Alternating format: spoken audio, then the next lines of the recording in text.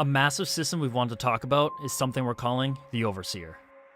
This is our take on an AI director style system that the gameplay relies on to help maintain the flow, pacing, and uniqueness of each run. We've touched on this a little bit in earlier devlogs, but now we want to go into more technical detail on how some of it works and why we chose to design it this way.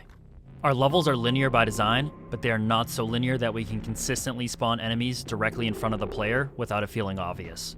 So our solution is a spline-based player flow system. Each level has a spline that is manually placed from the starting safe room all the way to the ending safe room. The Overseer uses this spline to understand where players are in the level and roughly how far they've progressed. This takes inspiration from Left 4 Dead 2's path optimization system, where the game uses a simplified understanding of player progression through the level instead of relying only on raw world space distance. For us, the spline acts as that simplified path through the level, giving the Overseer a much more reliable way to judge forward and backwards progress.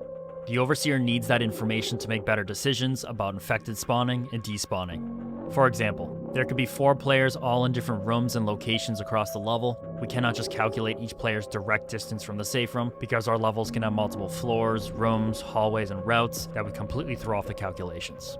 Instead, the Overseer tracks each player's location relative to the spline. From there, it determines the furthest forward and the furthest back players on the team. Everything between those 2 players is usually taken out of consideration for the new infected spawns, because that space is already occupied by the players. Infected can then be spawned at specific distances in front of the furthest forward player, while inactive infected can be despawned at specific distances behind the furthest back player. But you might be asking, why are we constantly spawning and despawning infected? Why not just spawn hundreds of infected into the level during the initial load? And the reality is, that would just be a really poorly optimized approach to this problem.